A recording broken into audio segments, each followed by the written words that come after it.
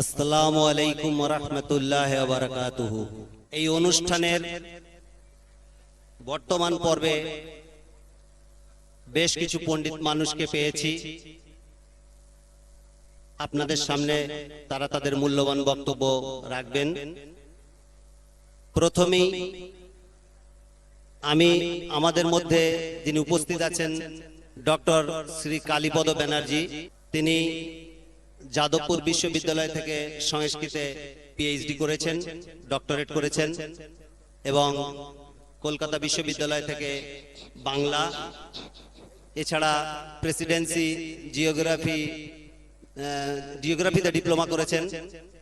আর Krishnachandrapur high স্কুলের তিনি বাংলা ও সংস্কৃতির শিক্ষক ছিলেন। যাই হোক, সময়ের দিকে খেয়াল করে আমি ডক্টর শ্রী কালীপদ ব্যানার্জিকে ধর্মের শান্তি সম্পর্কে বলার জন্য অনুরোধ করছি।